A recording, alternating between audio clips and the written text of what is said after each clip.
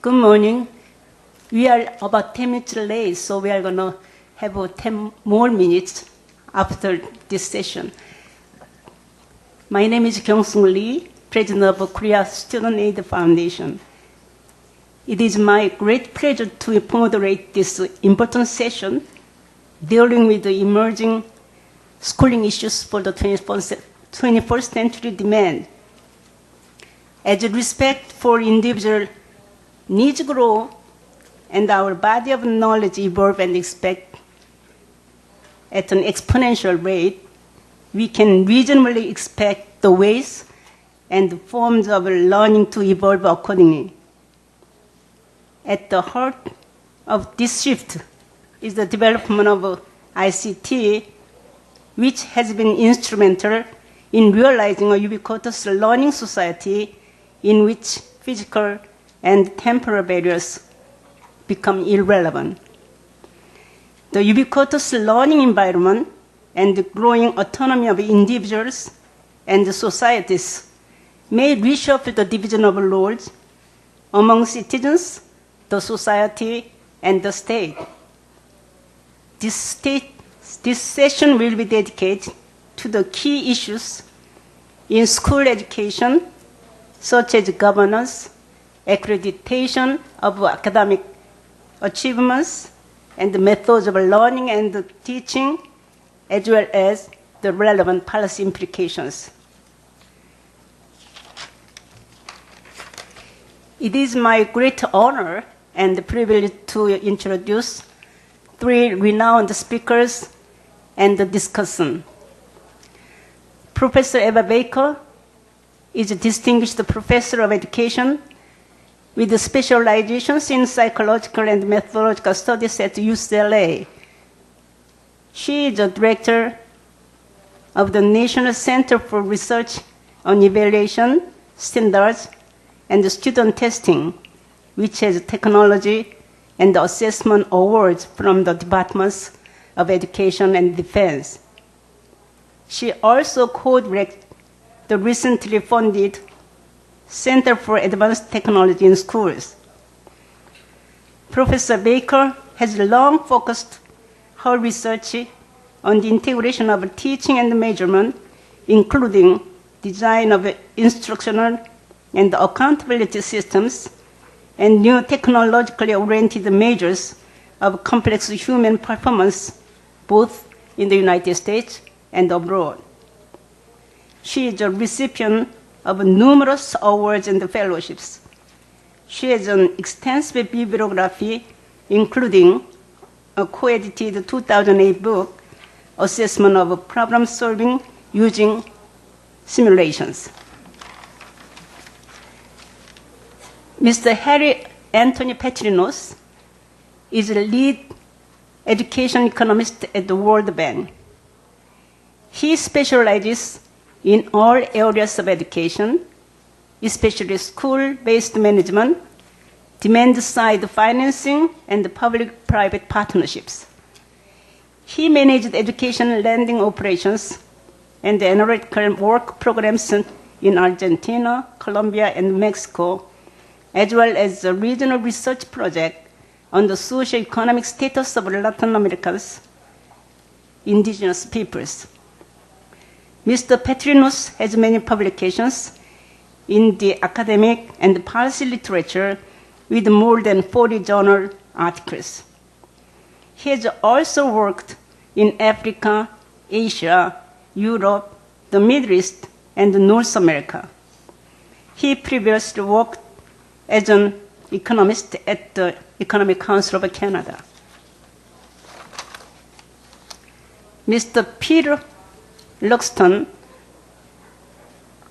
was appointed acting director of the Queensland Studies Authority in May 2009 after several years leading its Student Achievement Division.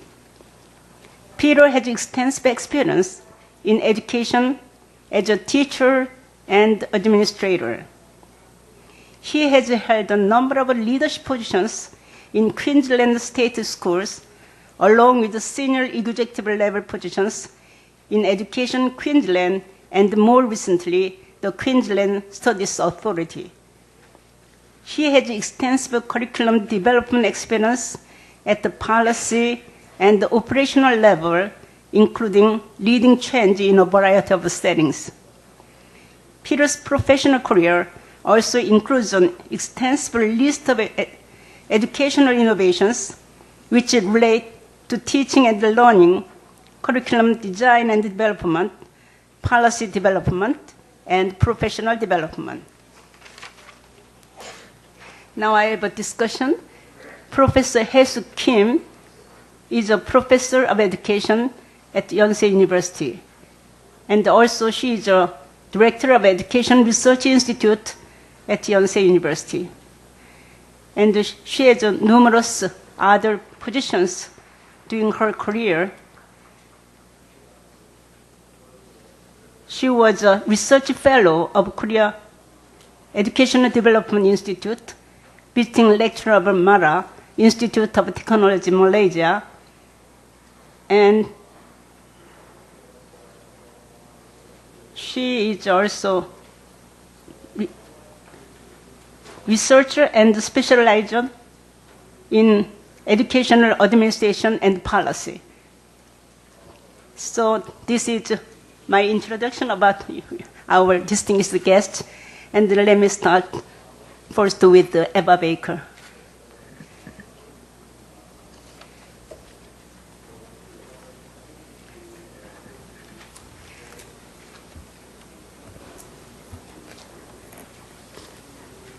Good morning. I'm honored to be a participant in this symposium of excellent and well-known thinkers in the area of education and development for the future. At the present moment, you may realize that education is caught in the midst of a quest, an old quest, to link success in schooling to educational strength. Our past methods have involved the creation of standards, aligned instruction, regular examinations as the linchpin of accountability. The notion is high-performing students yield high-performing economies.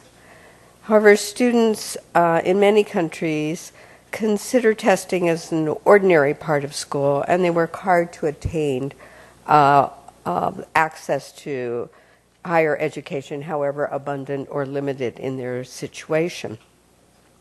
In other cases, and this may be true of developed countries or more developed countries, whether because of mass media, mobile computing, social networking, lack of familial expectations, or just boredom, students are not mentally engaged by formal learning and developing no future abiding interest in important topics such as science and mathematics. In developed countries, some of this disengagement has been attributed to the idea of delayed adulthood or the sense of entitlement that the young people believe they are owed. But even if the sine wave of global versus regional versus national outlooks continue, educational strength will remain an important notion for global reach and political influence. To make this happen, education will have to be much more extended in its outlook. And the questions that I'm going to briefly discuss would be what would be needed to make this happen.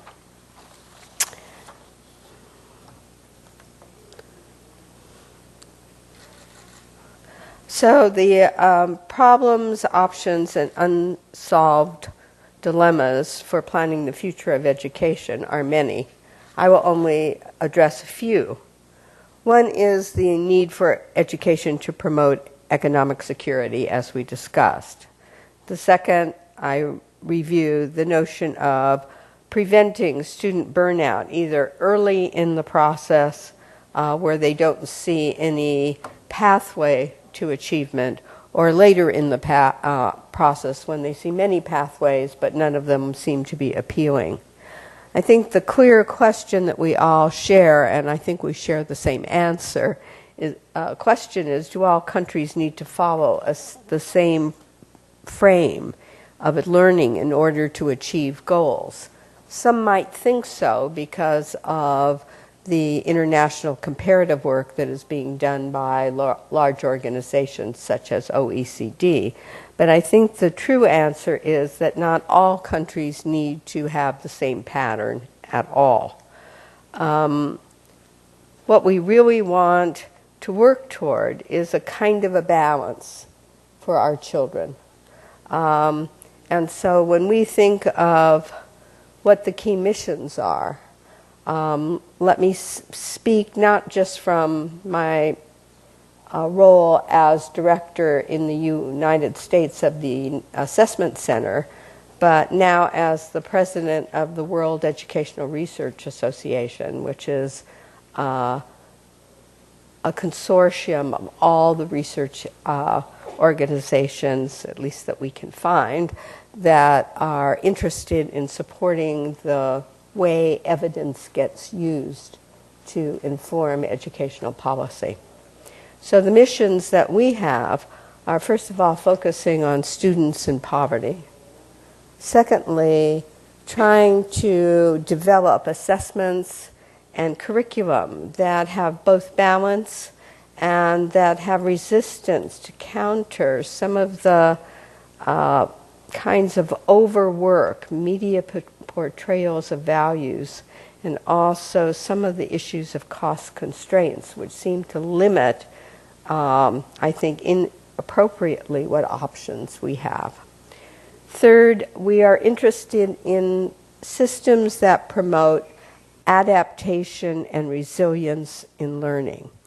I'll say a word about that in a minute, but if one believes the future is only about being able to be agile and successful in contexts and in problems that one has never seen before, we cannot teach students to solve existing problems well. That is only a start. We must teach students and measure their ability to solve new problems in new contexts with different constraints. In other words, as a psychologist, I would say the term is to teach them to transfer to new environments. The fifth very brief point is obvious, that without evidence in support of claims, one does not have the energy to propel any reform. And our experience has been that in some countries, evidence is used conveniently. It is convenient to use evidence when it's in support of the particular policies in place. It turns out not to be relevant or the topic even raised when the policies are counter to available evidence or have no evidence. I would comment that this is a case in my own country from time to time. And I think the challenge for us is international perspectives and global sharing. This kind of a forum is extraordinarily important, but it's only the tip of the iceberg.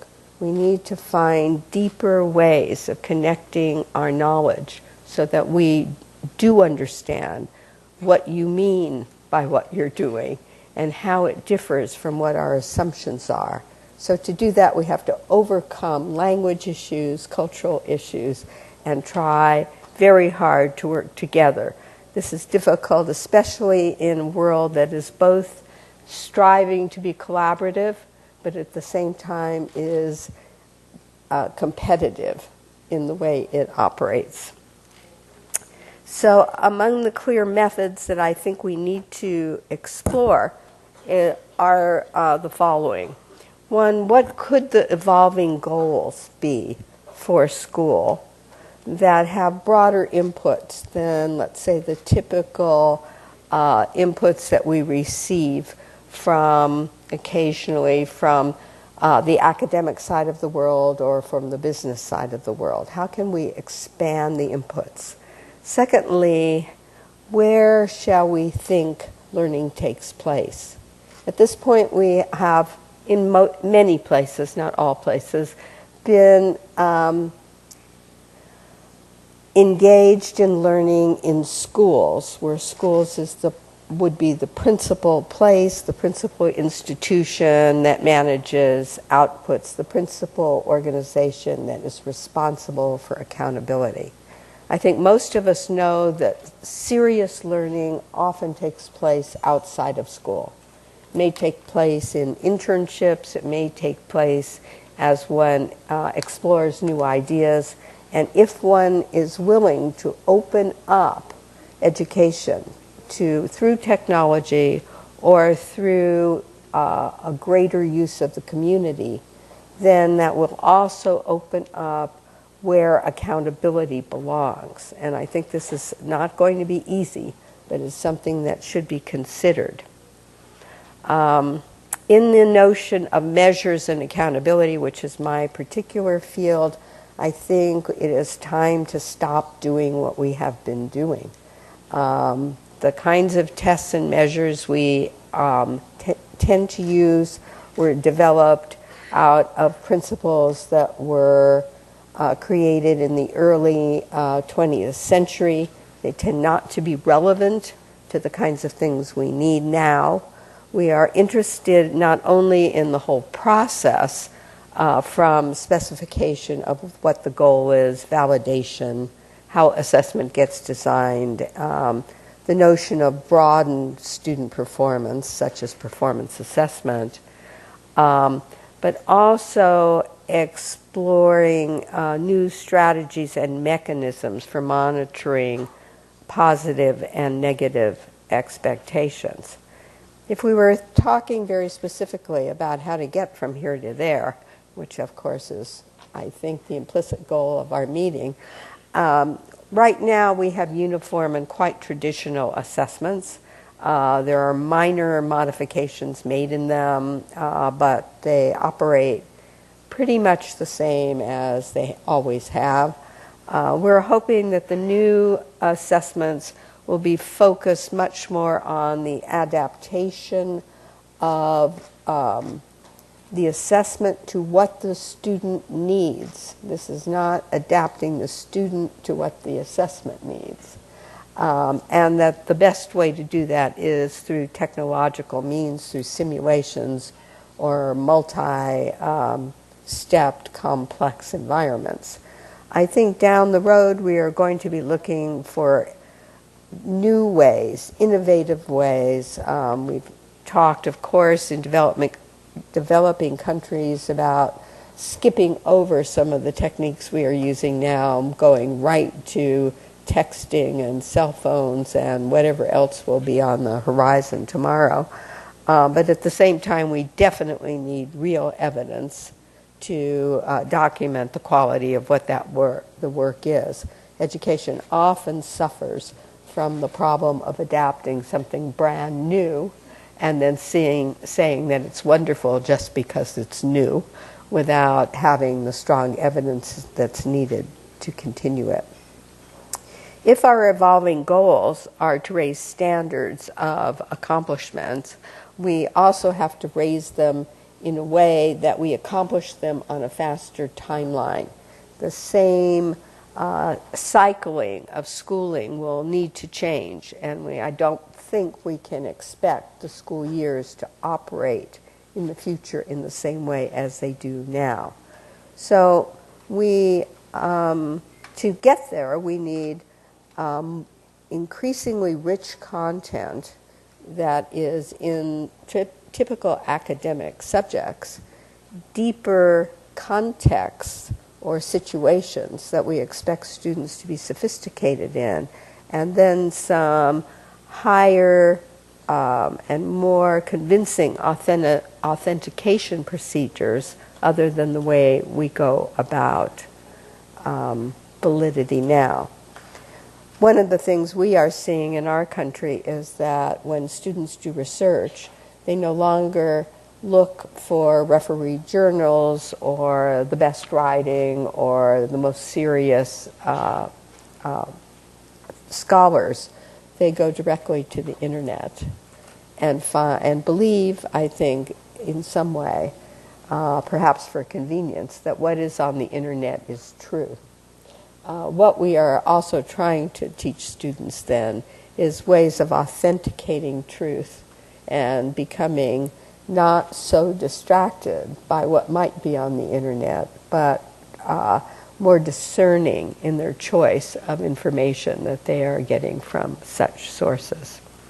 To do this, in addition to all of the things we've talked about, requires what many people call 21st century cognition or 21st century readiness, cognitive readiness. And in those areas, we believe that paired with the content of importance and the situations and contexts of importance, we are also interested in documenting that students can demonstrate applied and adaptive problem solving, which requires creativity, that they can manage their own educational processes, which we call metacognition, and then in this entrepreneurial world, that they learn early to assess the situation and determine what the risk is in any situation before they go forward. These approaches require somewhat different accountability metrics. They have to go, certainly to keep people happy, we have to look at return on investment and time and cost denominators. But we are also interested very seriously in some technical issues of how to develop extended simulations and performance tests so they are better measures of what we're intending to do, and that they are also measures that have the quality, the validity quality, so that the results from them can be trusted, number one, and that they can be formed in a sequence so that it's not just doing one simulation and then putting it away and doing regular schoolwork. We have seen in our own country the wrong emphasis on much evidence. Very few policymakers pay much attention to what the test is testing. What's the content of the test? What's the thinking that goes into it? They are more interested in the numbers that the tests generate. We would plead with you to take a step back and look again at what the features are of the examinations, what prior knowledge they expect from students, what utility learning these outcomes might have, and that we really hope that the policymakers will not think any test is as good as any test. I say this with due respect to all the economists in the room, because economists tend to be the folks who look at tests as if they are an indicator of human capital and any one is maybe just as good as any other. I think the serious focus for us is to make sure that we evaluate our work not after the fact, but as it happens, and that we have to develop, those of you who have statistical interests, designs for evaluation that will keep pace with the modern society. We can no longer have 5-year studies and then look back, because by the time we're there, the whole world has changed again. We are interested in how we can exchange, as I said, so that we can learn from some of you who are far ahead of where we are in dealing with these issues of comparison on single or multiple topics. We are interested in evaluation, but the evidence-based policy is not only the evaluation of an innovation, but it has to do with how one maintains government's commitments to research. having just read what was going on in the United Kingdom, I'm a little concerned about that, for instance, as an issue. So I will stop here. Thank you very much for your attention, and turn the meeting over back to our chair.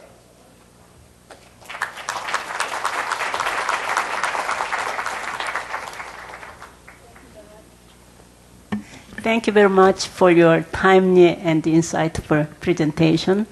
Next speaker will be Peter Petrinos. No, Harry Petrinos.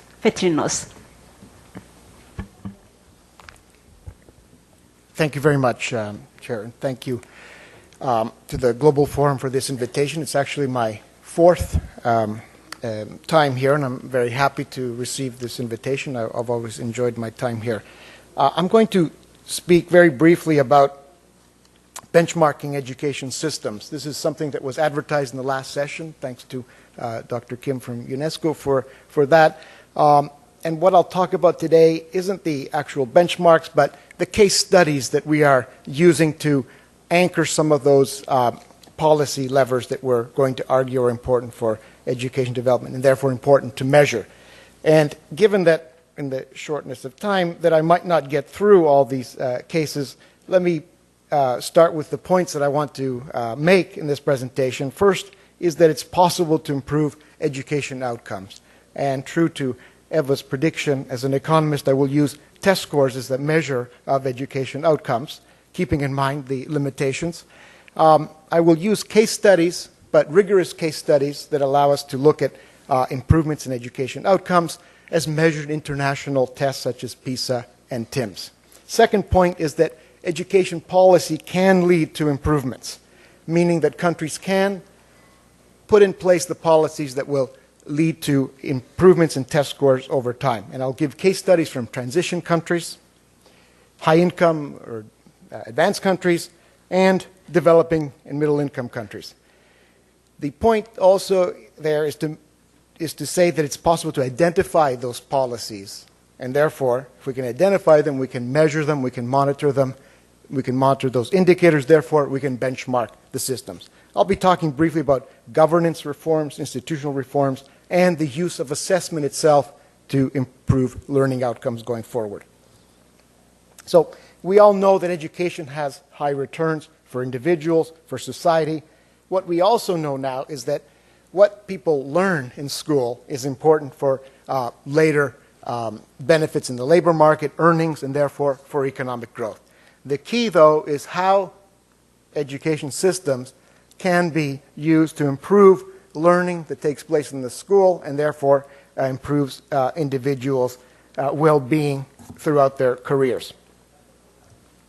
So we've typically looked at education systems as a series of inputs, expenditures on schools, where students come with given socioeconomic backgrounds, and somehow the school converts that into learning outcomes. What happens in the school, we know a little bit about, we know more and more, but we don't focus so much on that. We also don't understand very well the policy changes that lead to improvements. And our benchmarking work intends to try and compare policies across countries that seem to be correlated with success. Several recent publications by the OECD, the World Bank, and others have identified a few policies that governments can enact which are associated through strong or somewhat strong evidence in terms of improving learning outcomes. We have several case studies. I'll only present 3 today, so don't worry. The first issue is on the structure of the education system or the institutional system and how selection or admittance policies can lead to changes in learning outcomes. And I'll give the case of Poland, a transition country that in 1999 announced a comprehensive education reform, which, among other things, led to a new structure of the school system. And it's this structure of the school system, more than anything else, that we're able to identify as being key for improving results in Poland. The key change is this one. In the past, after about 8 years of schooling in comprehensive primary schools, students took an exam that determined whether they would go into general or academic secondary schools, secondary vocational or technical schools, and those that didn't do so well in the exam would go into the basic vocational schools. These basic vocational schools are terminal programs, no chance of transfer into the other parts of the system, no chance for higher education. This is basic training, supposedly for the labor market. The reform created a different system with a comprehensive primary school of about 6 years, and then a comprehensive lower secondary school system, where everyone is in the same kind of school, and then 1 year later than before would the selection take place into the academic and vocational schools. It's this change that led to a significant performance improvement in Poland. The reason we're able to identify this change is because the reform didn't affect the 2000 cohort that took the PISA exam. It affected the 2003 cohort and the 2006 cohort. And this is the data that we used to look at this improvement. What happened in Poland overall? This is a country that was well below the OECD average in test scores. This is the mean score in reading. By 2003, they reached the OECD average. By 2006, they are well above the OECD average. It's the only country, transition country or developing country, if it was, to enter the top 10 in PISA. No other country from a transition world has done this. By 2006, Poland is in the top 10 in reading. It's also the only transition country to maintain significant improvements over time. Many transition countries have stalled or declined in learning outcomes. Poland has continued to improve its scores. Our analysis of the data, and in 2000, remember, there are 3 kinds of students: vocational, technical, and academic, and you see significant differences in their scores. By 2003, everyone's in the same kind of school. So how can I analyze this? We can predict who would have been in vocational schools based on their characteristics, and if we do that, we see that it's that segment of the population that improved the most. So taking people out of vocational, terminal programs, putting them into comprehensive schools, increased their scores by almost a standard deviation.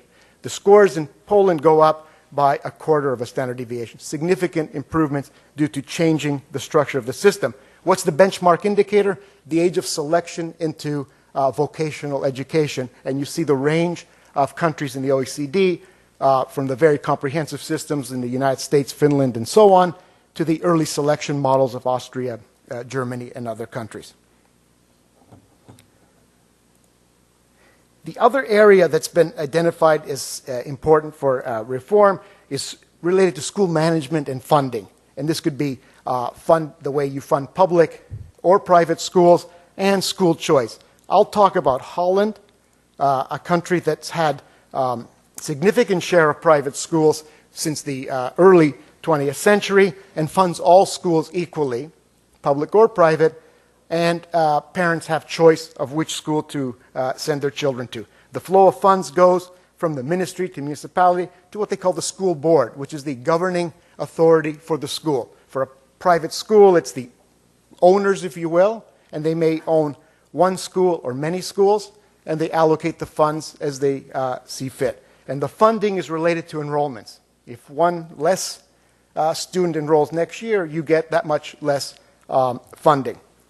There's significant information available about the performance of schools, whether in qualitative terms or test scores, and it's available through the Education Inspectorate, an autonomous public body, and through newspapers, such as the National Newspaper Trial, which ranks all schools across the country. And parents use this information to make decisions. Over time, the number of private schools has increased. Right now, more than 2/3 of schools at the primary and secondary level are private or independent schools. Netherlands does very well in international assessments. This is just the PISA data, always ranking among the top countries in the different disciplines. If we look at TIMSS, we see a similar pattern. PISA is 15-year-olds, TIMSS is grade 8. TIMSS once did a end of secondary school exam. Netherlands was #1 overall. It's also a country that doesn't spend a lot of on education. It's more or less average among OECD countries. So it's not a question of how much they spend, but rather how they spend it and how they hold schools accountable. They don't care what school people go to, the funding is equal. Most schools are private, and most private schools are religious, Catholic or Protestant. Originally, doesn't mean that only Catholics and Protestants attend those schools. In fact, a lot of other religions are in those schools. If you look at the raw scores, you won't see very big difference between public and private schools in the Netherlands. But a curious thing happens if you control for selection of schools. Usually when you control for selection, you see a decrease in the advantage to private schools. In the case of the Netherlands, we see an increase.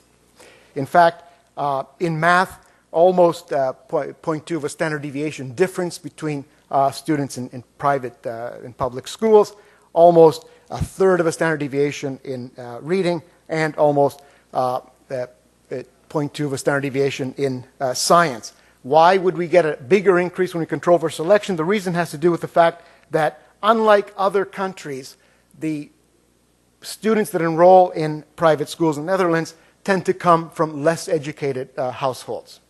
So these schools are actually adding value to students from more disadvantaged, or relatively more disadvantaged families. This has a lot to do with the fact that private schools cater to the demands they get. They have to compete for students. They have to maintain student enrollments. And if they get students that are not prepared, they have to take special measures, and they do that. The funding also favors disadvantaged students. There's extra funding for taking in disadvantaged students. Also, unlike other private school systems, the Netherlands doesn't allow schools to select students. They can't give exams and pick the best students. Let me go to the final case study, and this is how the use of assessments themselves can be used to later improve results in international assessments. And the case of Jordan in the Middle East, a middle-income country that's used assessments to evaluate its education system, that's used information to research what they need to improve, and they've used benchmarks across other countries to make those policy changes.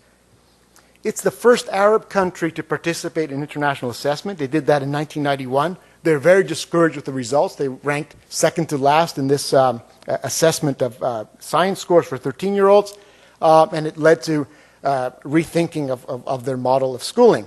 They believed they were doing just fine until these results came forward. What did they do? They took another assessment in 1999 and were surprised again to see how low they ranked among other countries. This came again as a shock, and it led to significant reforms, a comprehensive education reform. So rather than retreat from international assessments, they used this information to inform their education policy. In fact, they entered PISA, and they created their own national assessments using the capacity that they developed through international assessments to have their own national assessments that measure other grades' progress. They also used that information to feed into the reform in terms of curriculum, in terms of teacher training, and classroom practices. This research led to the creation of an institute that does education research for the purpose of informing policy decisions. The result was a tremendous increase in the scores in PISA over time. This is the result of the assessment, a large increase in test scores, which took them from the bottom of the ranks in TIMSS to above average in science and close to some European countries. You see that in 1999, it was one of the lowest ranked countries. By 2007, they're close to Italy and have surpassed, among other countries, Israel and Romania. It's the single largest increase that I've been able to identify in the TIMSS test, 32 points between 1999 and 2007. 32 points in the TIMSS scale is about a third of a standard deviation, so a large increase by any standard.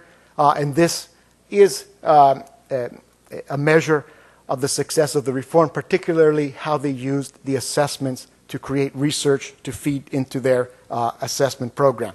There was a constant loop of research, curricular reform, teacher training reform, And then that led to even more testing. They now are participating in PISA. They continue to participate in TIMSS. And they have a national assessment that's focused on what they call preparing people for the knowledge economy. The important links in this testing and research is that it affects teachers' development.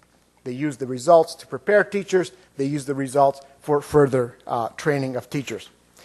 The indicator in this sense in assessments is measuring the strength of the assessment system. We'll attempt to measure that.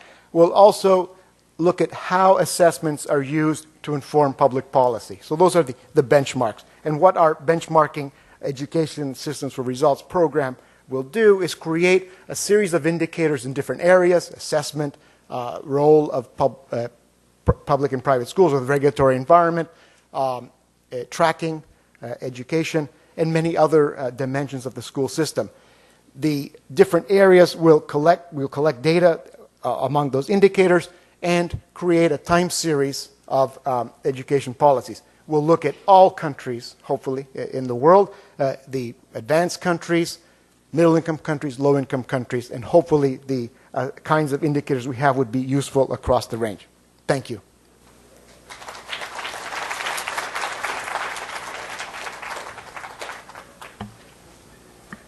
Thank you, Dr. Petrinos. It was really interesting and a helpful tool for those people or nations who would like to have a education reform by benchmarking the educational system. Probably every country would like to benchmark your study. Okay, next. Okay. Thank you. And can I acknowledge the organisers of the Global HR Forum and thank them for the invitation to participate in this very exciting and interesting forum. And I believe that there is a lot of good work going on in this country that we should acknowledge and learn from as well. My focus today is on the accreditation of learning, basically, and focuses on a series of reforms that we instituted in Queensland, a state of Australia, in the middle of about 2005, and we're just starting to see the benefits of those reforms now. Just to give you a context, Australia is comprised of a federation of 6 states and 2 territories, and whilst the states and territories currently maintain their own separate education systems, the beginning of this century has seen strongly supported moves towards the uniformity of education and the Australian government oversight of curriculum and assessment from preparatory year through to year 12. National curriculum will be phased in from 2012, initially in the years K to 10, kindergarten to 10, and from 2014 in years 11 and 12. And my discussion today will focus really on those years 11 and 12. Queensland is the 3rd largest state in Australia. It has a population of little over 4 million compared to Korea's 49 million, with fewer than 2 million living in its capital city, Brisbane, in the state's southeast corner. Queensland covers an area of over 1.7 million square kilometres compared to Korea's 100,000 square kilometres, and the distance from the northernmost tip of the state to its capital city is approximately 2,500 kilometres. We have over 1,800 schools offering education from preschool through to year 10 and 400 schools offering year 12 education. And there are about approximately 55,000 students in each year level from preschool to year 10, while around 45,000 students will complete year 12 this year. In 2002, the Queensland Government initiated a comprehensive package of education and training reforms to give Queensland's young people the schooling and skills needed to compete in the 21st century. The reforms have opened up a broad range of learning opportunities for young people in senior schooling in terms of what they learn and where and when they learn. I think we've been hearing that theme throughout the yesterday and today, that not all learning takes place at school. Underpinning the reforms is increased access to career education and information to support young people as they make increasingly significant and complex choices about learning opportunities available to them and the pathway they wish to pursue. The Queensland Government's learning or earning laws makes it compulsory for young people to stay at school until they finish Year 10 or turn 16, whichever comes first. These laws then require those young people to then participate in education and training for a further 2 years, or until they gain a Queensland Certificate of Education, or until they gain a vocational qualification at Certificate 3 level, or until they turn 17. There are 3 reforms I'd like to focus on today that underpin the ultimate award of the certificate, and these are the Senior Education and Training Plans, or as we refer to them as SET plans, the Career Information Service, and the Queensland Certificate of Education. We see Year 10 as a vital educational year for young people. It's the final year of their compulsory schooling or attendance at school, and in this year, students will start planning their senior phase of learning. A SET plan, or equivalent, helps students structure their learning around their abilities, interests and ambitions. The plan is developed by the end of Year 10 and is agreed between the student, their parents or carers and the school. This plan encourages the students to think about their future, consider their abilities and investigate their options for careers and further education. Students consider questions that highlight the options that are achievable and appropriate to their individual strengths and interests. It leads students through decision-making processes so that they consider a range of possibilities, the sustainability of those choices to their abilities, beliefs and aspirations, and the likelihood they are opting for a pathway which in the long term is going to be rewarding and sustainable, not only to them but in the community in which they live. At the end of the process, students are likely to have settled on a few firm options for completing their senior phase of learning that will contribute to their learning beyond school. Student choices reflect the potential they have demonstrated, and in many cases they will wish to keep their options open. Many schools have developed SET plans by integrating career education and advice into learning programs and incorporating career planning. To assist in the process, a career development and work education course leads students through a coordinated and supported process to a documented SET plan. So during that process, students must consider these things, must identify and understand those particular issues, and also look at their available learning options, the value and opportunities, the full range of career options, and their tertiary entrance procedures and the course options that are open to them. The resulting SET plan then helps students structure their learning around their abilities, their interests and their ambitions. It maps out how they will complete their senior phase of learning, usually in years 11 and 12, and it's an agreement that between the student, their parents and the school, and I think that's extremely important. The parents are involved in this process along the way and actually sign off on the SET plan with the school, and is usually finalised by the end of Year 10.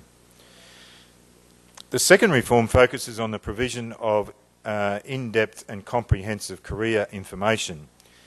It is critical for all students to have access to developmental, coherent and integrated career information and guidance services at the local level.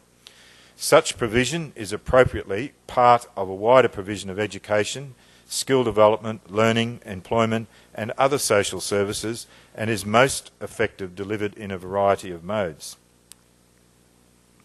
Students are able to access their learning account, and if you have a look at the green section there, that is where students access what we call their learning account, their learning is banked into this that account, so that they can track their progress towards a certificate of education. And so all students have access to that. They enter their set plan into their learning account, and then monitor. And when they have achieved completion of the course and to the satisfactory level, it's termed what we call banked into that area. The third major reform was the introduction of the Queensland Certificate of Education. Developing set plans in Year 10 allows young people to start charting their progress towards the QCE or similar qualification, so that they make the most of their innovative and flexible pathways now available to them. So the certificate is awarded to eligible students, usually at the end of Year 12, and then students who don't meet the requirements at the end of Year 12 can continue to work towards their certificate. Their learning account remains open regardless of their age. However, the currency of what they have in their account expires after 9 years. The certificate recognises broad learning options and offers flexibility in what is learnt, as well as where and when learning occurs. A wide range of learning can contribute towards the QCE, including senior school subjects, vocational education and training, workplace learning recognised by the QSA, and university subjects undertaken whilst at school, plus a range of other non-workplace learning options that are available to students, which I'll discuss shortly. Their achievements in different types of learning attract different credit values, and to be awarded the certificate, students must have at least 20 credits at a set standard, so that is an agreed standard prior to the recognition of that learning, and in a set pattern, so they must have at least 12 credits from a completed core course of studies, and that is usually the school subjects that they study or vocational certificates. And they can make up an additional 8 credits from a combination of courses of study. The challenge for schools and technical and further education providers, what we refer to as TAFE providers, is to offer young people more choice and greater flexibility in that senior phase of learning. This means providing choices from vocationally based subjects and courses, traineeships and apprenticeships, and university subjects, and working with students to help them make good decisions. Schools, TAFE, institutes and industry works together to ensure every young person makes informed decisions about their future education, training and employment. This ensures all young people have continued opportunities to gain the qualifications that will allow them to continue to thrive in the workplace in the future. And as you can see, the number of programs that can contribute to the certificate, plus there is a literacy and numeracy requirement. So in order to achieve this certificate, students must reach a required level in literacy and numeracy. At the very top, you can see that we have some what we call re-engagement programs, and not all students, as we would be aware, want to remain at school, and there are better options that they think available to them. And so therefore in each community we have what we identify these students and have re-engagement programs which enable them to get back into learning, whether it be in a school environment or outside a school environment. So what has occurred is that there has been unprecedented innovation and cooperation between schools and TAFE institutes, between industry partners, employer groups, and employing agencies, between teachers, students, parents and the wider community. So what we have now is new, stimulating and valuable partnerships forged at the local level. So these are all on the state basis. They are usually forged at the local level. I just want to identify 3 very quick case studies which will identify for you the range of options that students have available to them. The first we will have a look at is Matthew. Matthew completed his senior education at an urban private high school. He always wanted to do a trade, and so he studied English communication, business communication and technologies, and the other courses that are listed there. After he graduated, you might also notice that he did a Certificate 2 in Business and a Certificate 3 in Carpentry, and whilst he was at school, he started a school-based apprenticeship in carpentry as well. After he graduated from high school with his certificate, and you'll note that he has 35 credits. We don't award gold, silver and bronze in terms of certificates. All you are required to do is achieve the 20 credits. So Matthew has well and truly achieved his 20 credits. So after he graduated, he transitioned to a full-time apprenticeship and is now working full-time as an apprentice carpenter. Eventually, he aims to move into a supervisory position and ultimately project management. So he has prepared well in studying business subjects whilst at school for that his later ambition. The second student is Shannon. Shannon is currently doing Year 12 at a state high school, public high school, and has already made her mind up that she wants to be a professional dancer. Her experience is being a feature dancer and soloist in school productions with so many talented dancers and amazing choreographers has been an incredible preparation for a professional career. Next year, Shannon will move interstate to study dance and hopes one day to tour Australia and overseas and eventually open her own dance studio. As you can see, Shannon has chosen her courses of study. What I would like to focus on there is her enrichment courses that she has undertaken, and these contribute, because of they are an interest to her, that these then contribute towards that certificate because they are at what we determine a required level for a senior education course. So she is doing her Australian Teachers of Dancing, advanced level classical ballet, and also in intermediate level in tap and jazz. So Shannon will complete her senior certificate if she passes the subjects or reaches the required standard with 21 credits. And finally, a more academic focus. Jenny attended a large inner-city state high school and completed her Year 12 in 2009. She fast-tracked her mathematics studies through high school and completed her Year 12 mathematics in Year 11. Consequently, she undertook, in Year 12, she undertook 2 courses at university under what we call the START program with a local university, the Queensland University of Technology, and she did subjects in accounting and economics. Jenny is now studying a Bachelor of Laws and Economics at university, which she commenced at the beginning of this year. And you will note that Jenny, in her enrichment courses, studied piano outside of the school, and she has an associate diploma which contributed to her achievement of her certificate as well. So I guess the point is that there is a range of learning options not only in school but outside of school that can contribute to the award of the certificate. Each year the government since 2005 has conducted what we call the Next Step Survey, which surveys all students who complete Year 12 at government and non-government schools across Queensland. And the following survey results show the initial study and work destinations of young people who finished school in 2009. The data shows different students who exited chose the following pathways.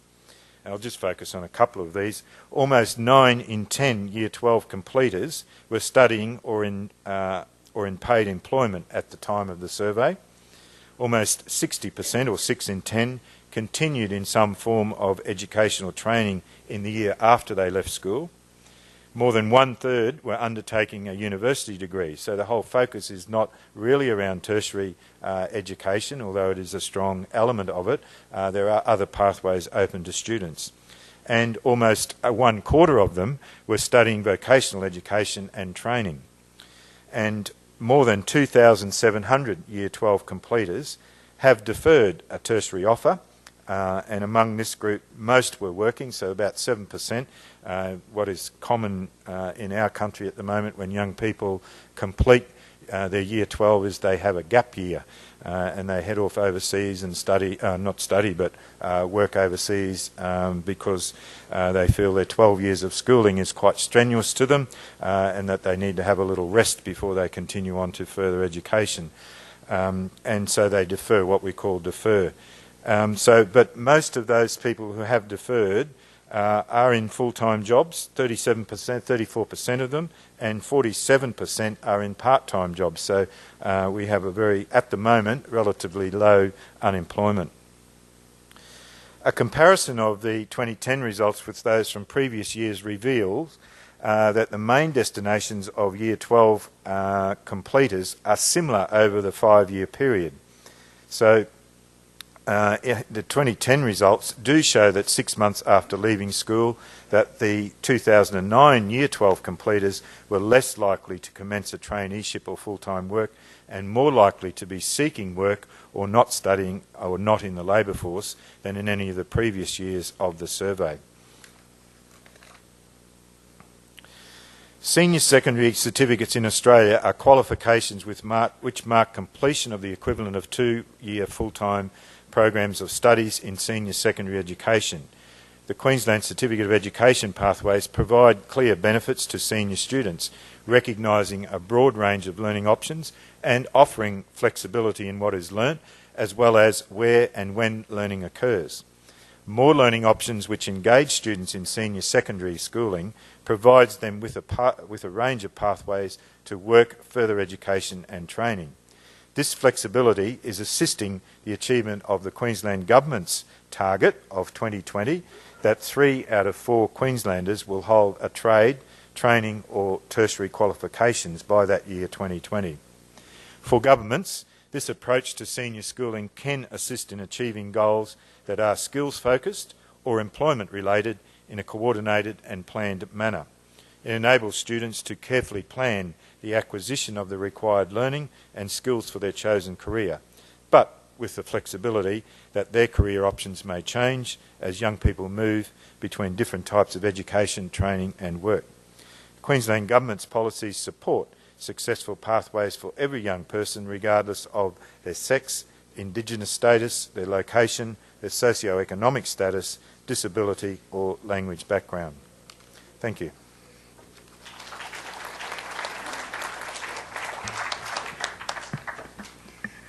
Thank you, Mr. Ruxton. It was a very specific and ambitious plan for every Queensland child. It's amazing to see how they're going to improve and how they're going to grow up in the future. Thank you. Okay, we will have a discussion. Right. May I start?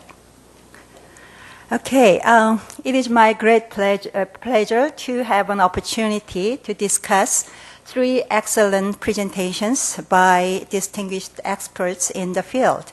I enjoyed all 3 wonderful presentations very much. Professor Baker well outlined a big picture about future education in terms of dilemmas, missions, and method. I share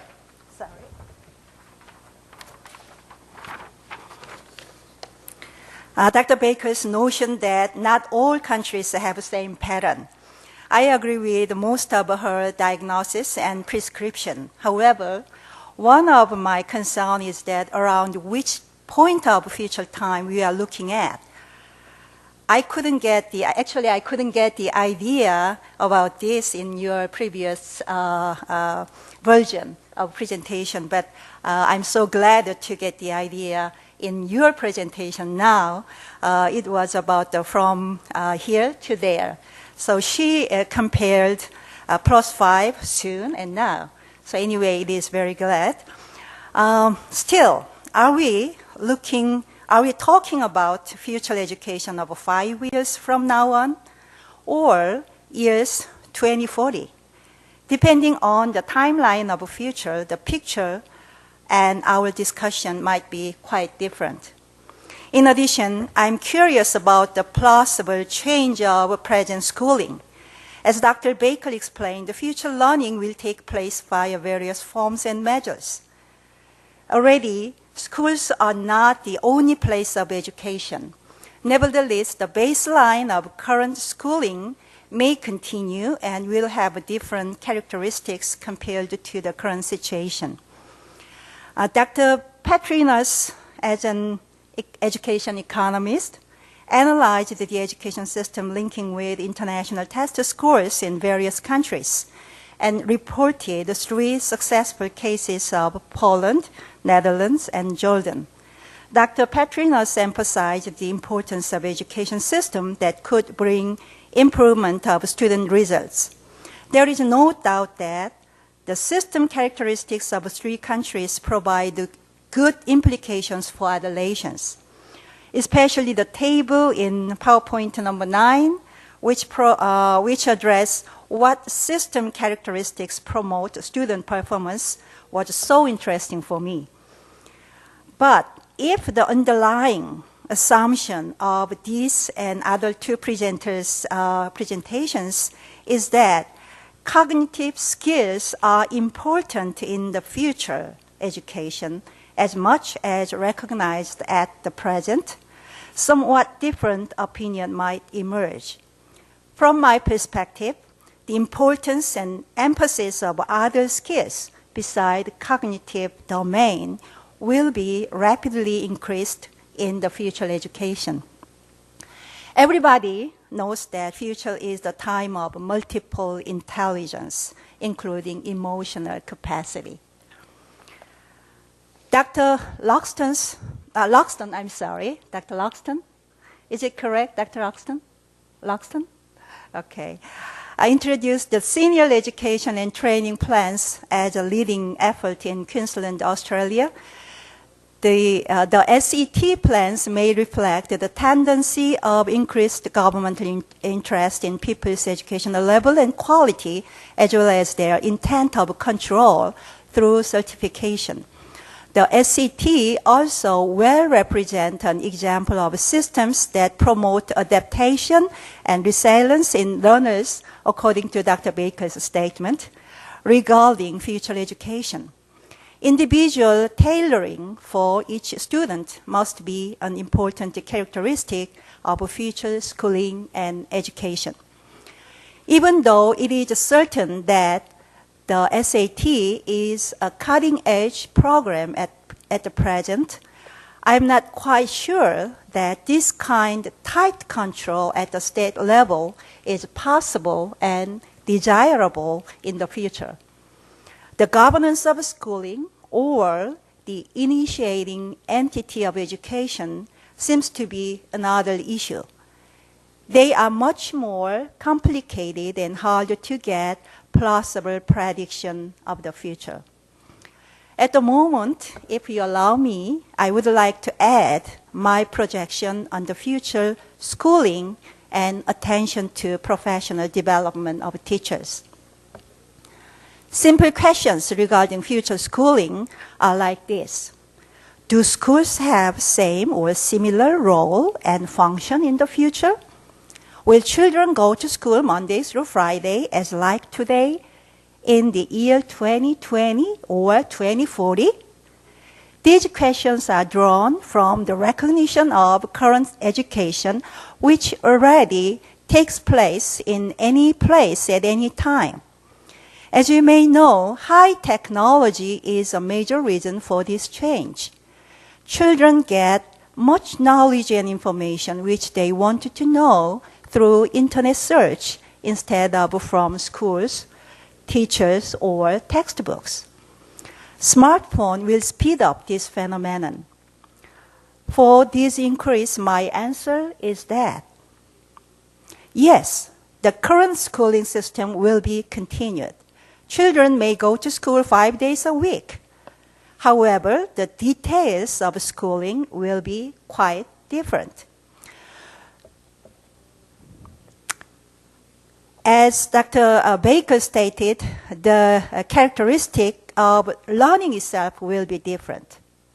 Schools are expected to be a place for not only cognitive skills, but also emotional contact and social network, more and more from now on. 20 years later, the welfare function of schools will be greatly reinforced compared to the present. Accordingly, my next concern goes to the preparedness of teachers. Do we let future teachers prepare for this rapid change of schools? Future teachers need to lead new role and function of schools.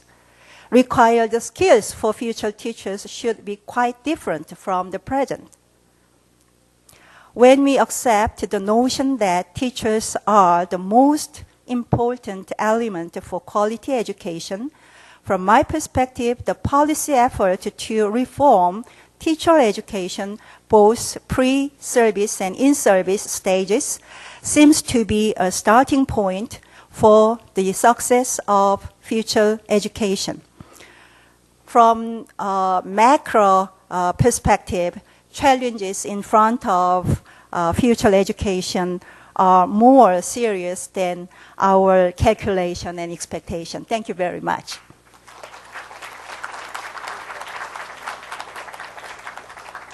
This is an excellent discussion. Thank you. Professor Kim, would you like to respond?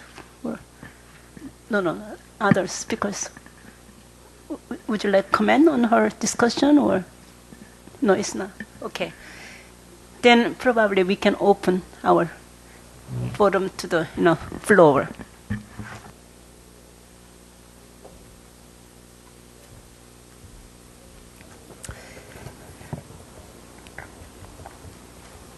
I would like to have questions from the floor. Please raise your hand and tell your name and. Okay, there.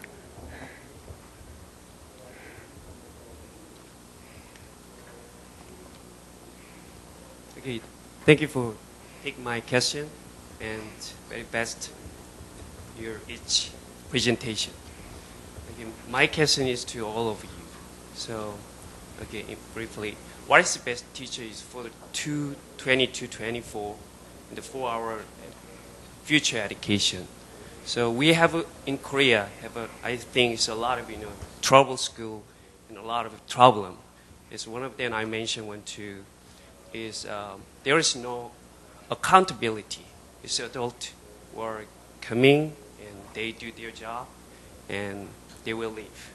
And no one to ever measure whether or not they will accomplish their goal and holding them accountable, responsible for that. I think it's the biggest problem in our education system. So my question is what is the best teacher for our future education, for our students? Yes. Okay.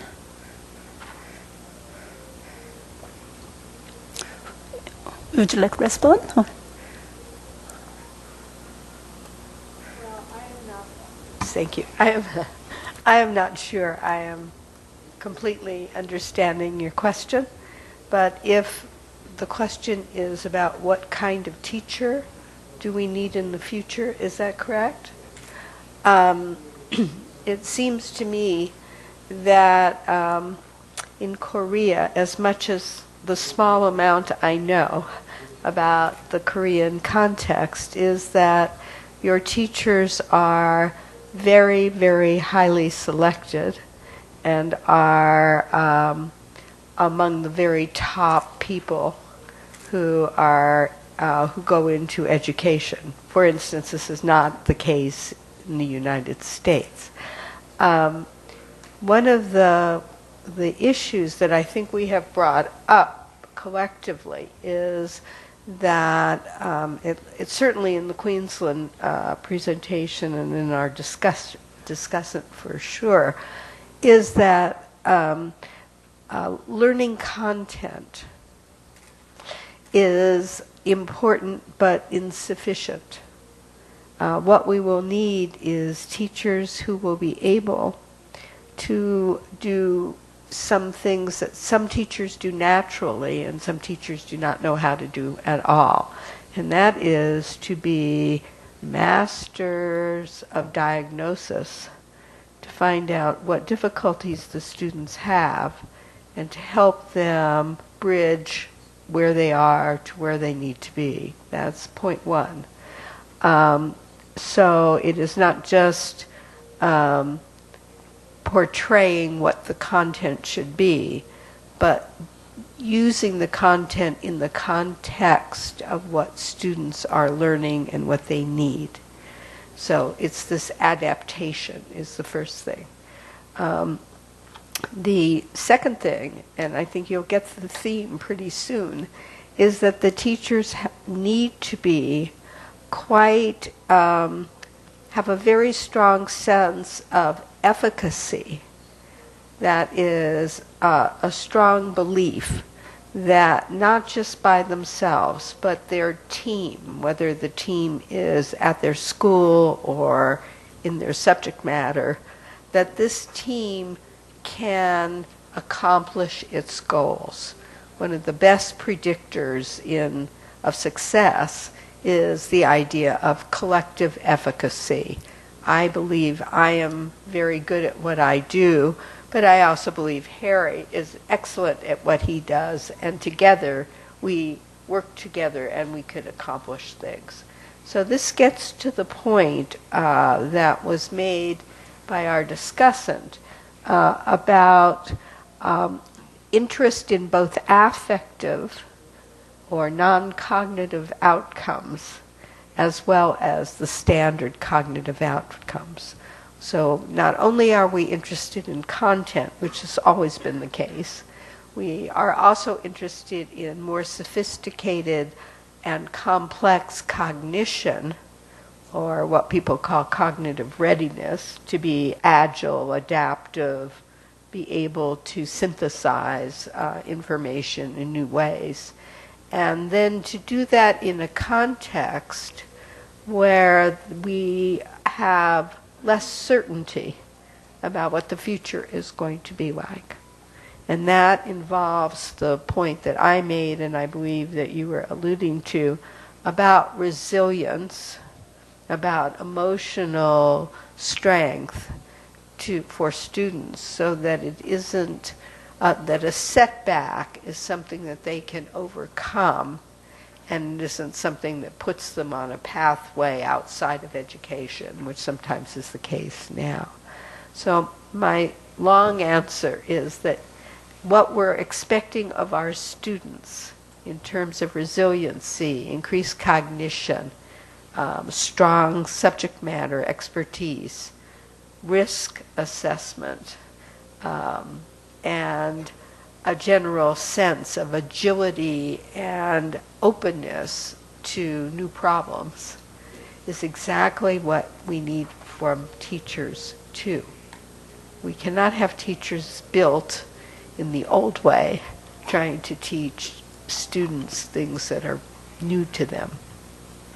Okay, thank you. Okay. Just, yeah. You're going to... Thank you.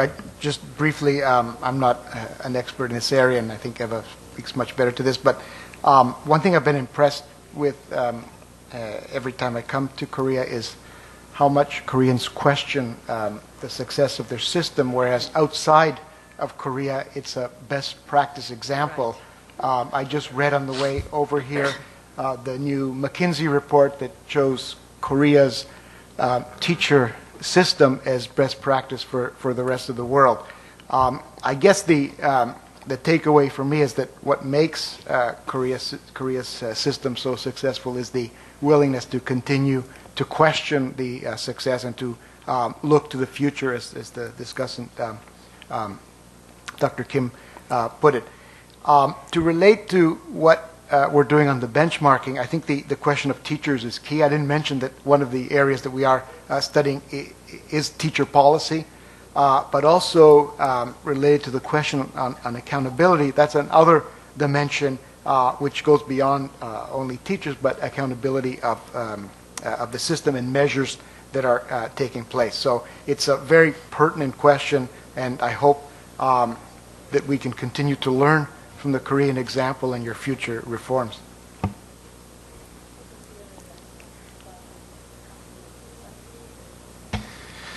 If I can just make a couple of brief comments. I heard a speaker say yesterday that students these days learn more outside the classroom, and they learn more. Secondly, they learn more from each other. I think in you asked the question about a teacher of the future. I think, personally, I believe that they need to be good communicators and be able to relate to young people and understand their needs and what switches them on to learning. And secondly, I think that they need to be good facilitators. So, you know, how do you draw all those strings together to make sure that the student is achieving what they set out to do and it's worthwhile to them. We in Queensland have what we call, in terms of the accountability issue, a set of teacher standards, and it's a prerequisite for registration, what we call teacher registration, and they're quite high-level standards that that teachers must achieve, and those standards are about to go national. So every state around the country of Australia will have a common set of standards for teachers that teachers are required to meet. So in terms of accountability from that point of view, that is one answer that we have moved towards. If I add one more thing, frankly, Korean teacher education system does not have any kind of accountability structure at all. From now on, I think it is inevitable. It is impossible, actually, to avoid this kind of accountability question from the public. Even though we have a very selective teacher system, once they enter the teaching profession, actually they don't need to worry about their future. They have a guaranteed position, and this kind of accountability issue will have more concerns in the future. Okay, thank you. I'm sure we have many questions from audiences, but I am afraid we have to finish up by 12:10 as promised. So I'd better stop here. Thank you very much for your excellent presentation and discussion. Yes. Before I ask them to, join me thanking you, they are already thanking you. So thank you very much for everybody.